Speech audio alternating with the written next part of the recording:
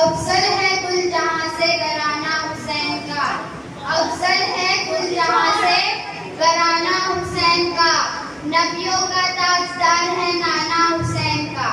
एक पल की थी बस हुकूमत यजीद की, एक पल की थी बस हुकूमत यजीद की, सदिया हुसैन की है जमाना हुसैन का।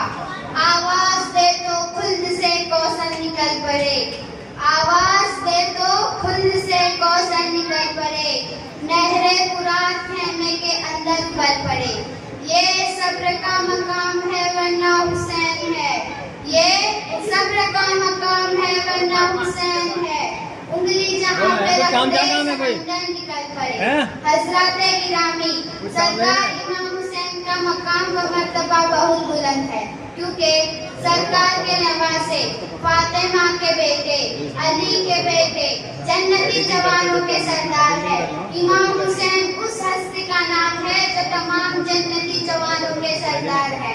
आज भी जब कोई सच्चे इंसान की मिसाल देता है तो इमाम हुसैन का नाम सबसे पहले लेता है, जिसने सच्चाई के लिए, अपने नाना की शरीयत के लिए, जिसने इस्लाम के लिए अपनी गर्दन कटवा दी। मुसलमानों, मैं उनका मकाम क्या बयान करूं, मेरी जबान इस लायक नहीं, क्योंकि हुसैन उस हस्ती का नाम है जिसने अपनी गर्दन कटवा के दीन को बचा लिया। कत्ले हुसैन असलम में मर गया जिंद है, इस्लाम जिंदा होता है करबला के बाद। सरकार इमाम हुसैन का पूरा घराना सखी है, वो सखावत के बादशाह है, उनके जैसा कोई सखी नहीं हो सकता। एक मर्तबा का वाकया है कि सरकार इमाम हुसैन की बारगाह में एक शख्स आया और आकर कहने लगा, हुजूर मुझे कुछ पैसों की जरूरत है।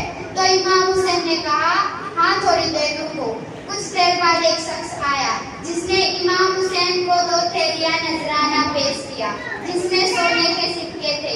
तो इमाम हुसैन ने वो सारी थैलियां उस आदमी को दे दी और कहा, लो और मुझे माफ करना, मैंने आपको इंतजार करवाया।